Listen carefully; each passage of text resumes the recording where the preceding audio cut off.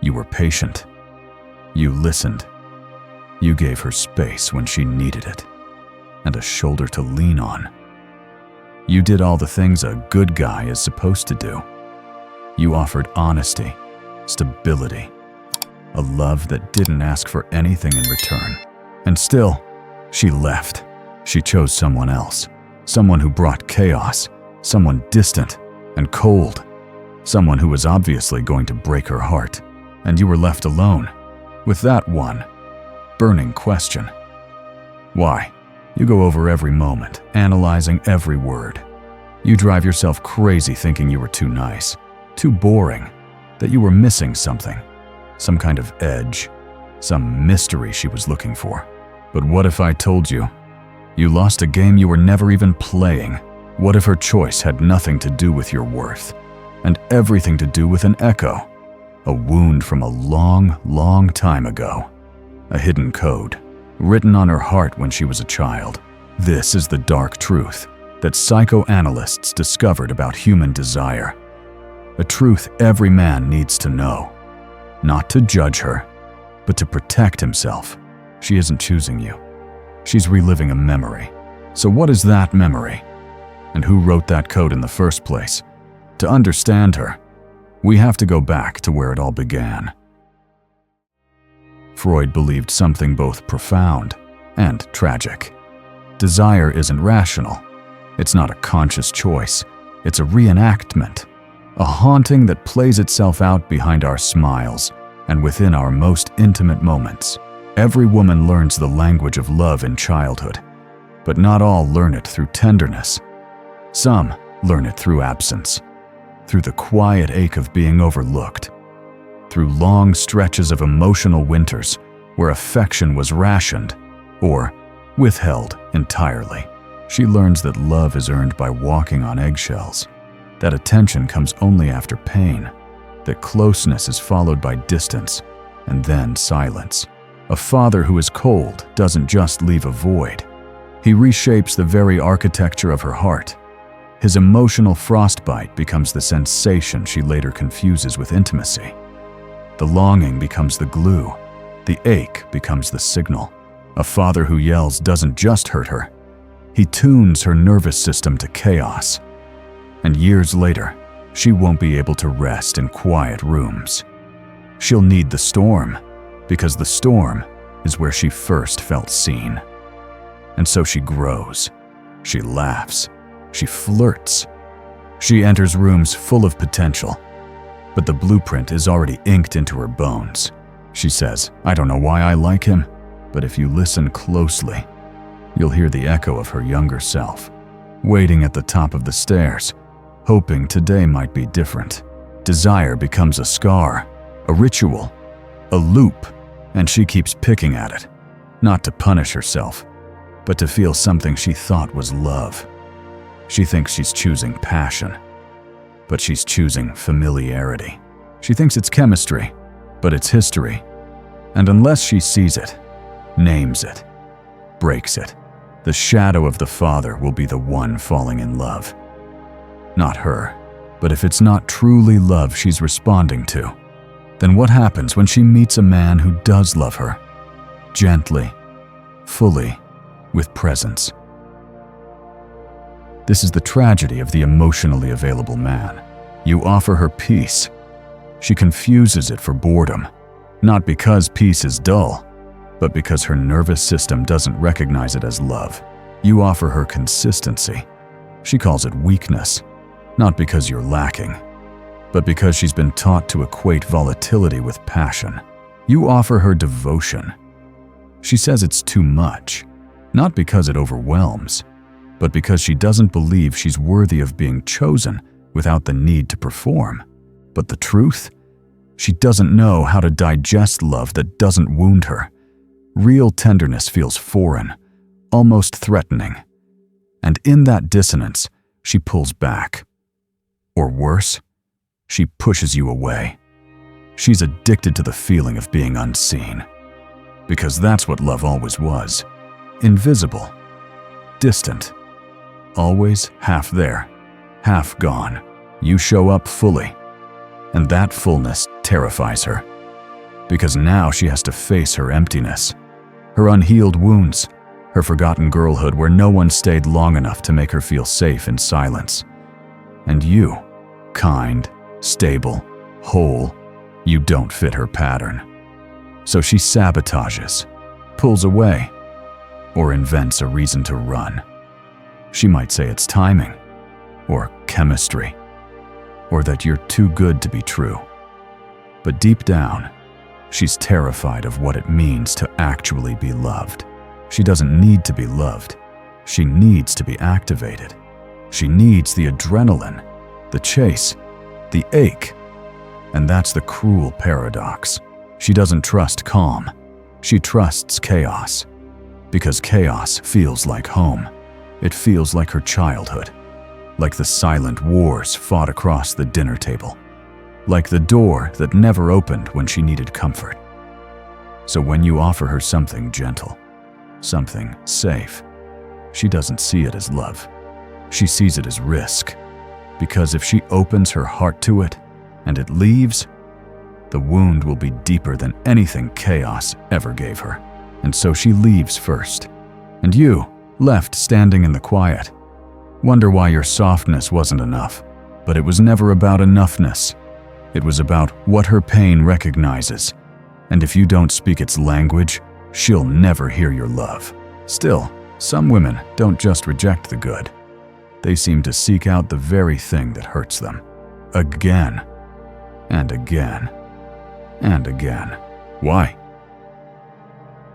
Freud called it repetition compulsion, the unconscious urge to repeat an early trauma, not to suffer, but to master it, to return to the scene of the wound and rewrite the ending. But the ending never changes. She meets a man who neglects her, just like Dad did, not because she wants to be hurt, but because her nervous system only recognizes hurt as home. It's the only language she trusts, so she tries harder. She sacrifices more. She bleeds love in hopes that this time, maybe this time, the story will end differently. That if she's enough, he'll stay. That if she's perfect, he won't walk away like her father once did. But he doesn't change. She just gets smaller, quieter, until the light in her eyes dims into something almost invisible. And when he finally leaves, she doesn't pause to grieve. She finds another man just like him. Not because she doesn't see the pattern, but because she's trapped inside it, bound by invisible threads of memory and mourning. A new face, same pain, same ending.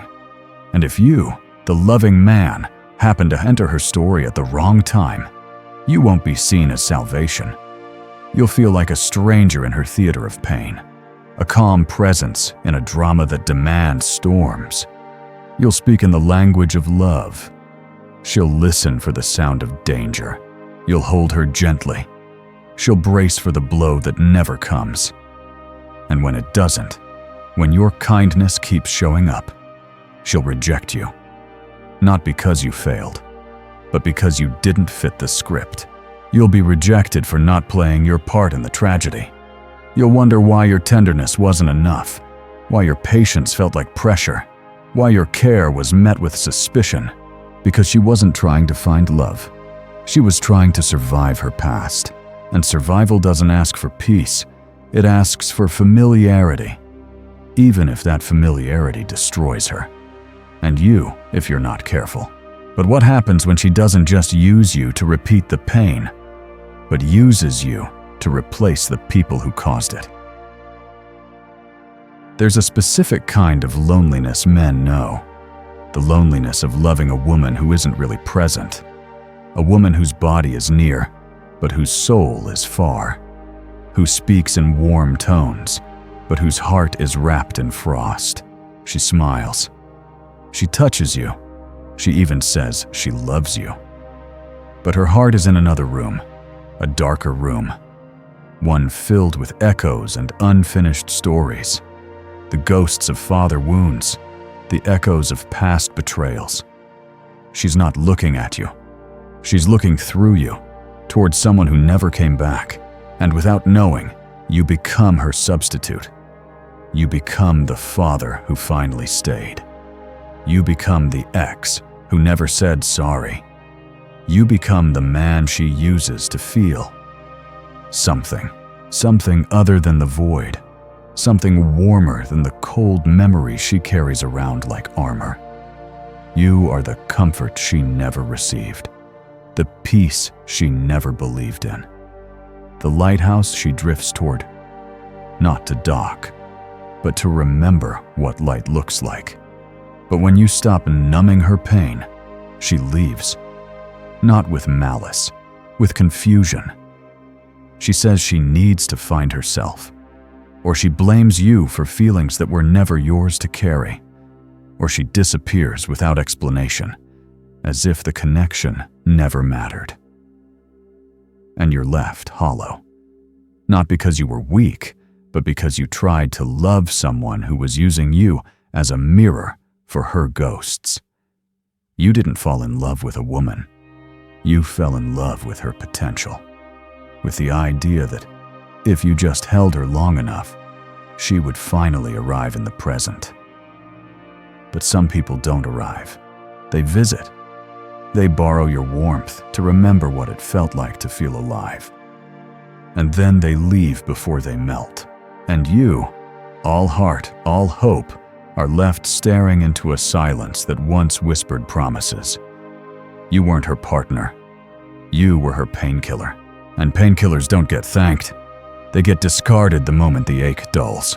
But it's not your fault. You were real. She just wasn't ready.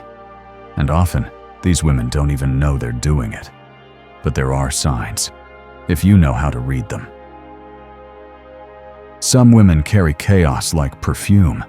Sweet at first, intoxicating, but dizzying once it sinks in.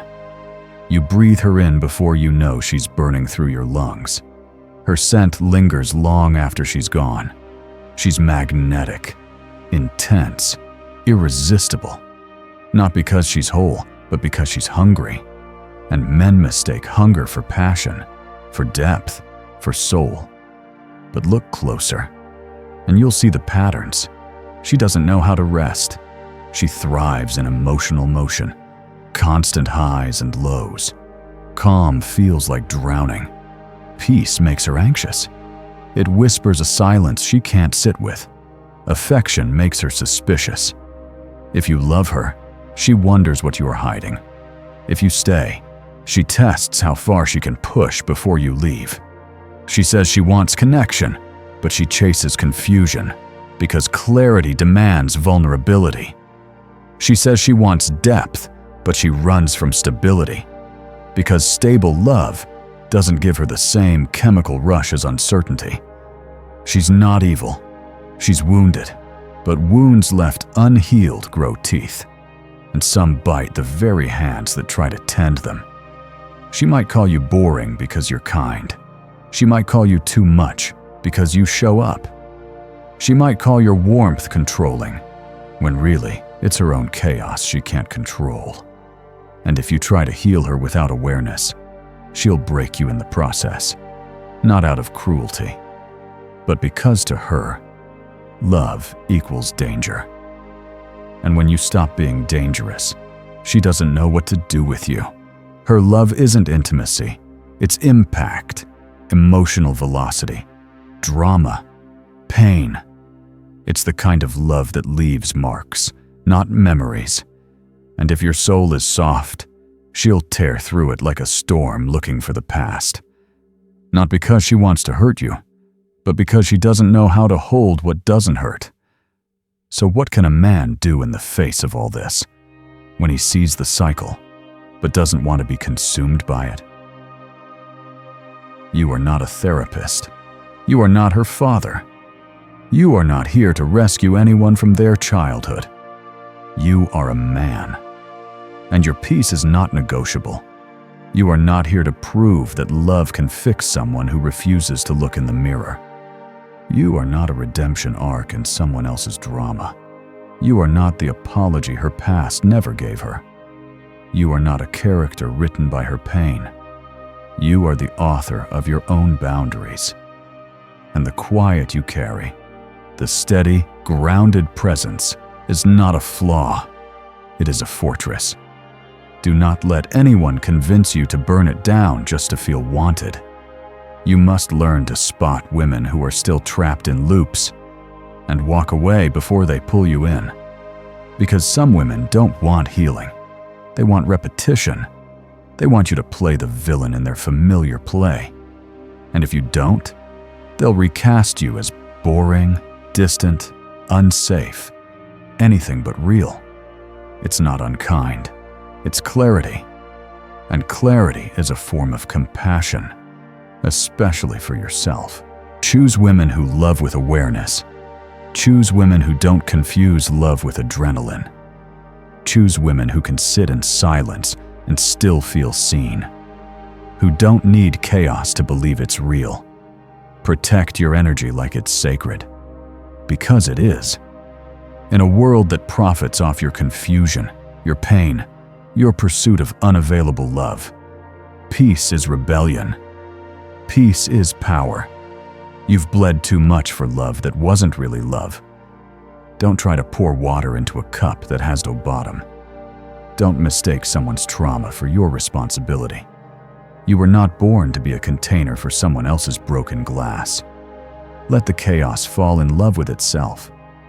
Let the unfinished fix themselves. You walk toward the quiet. You build your life on stillness.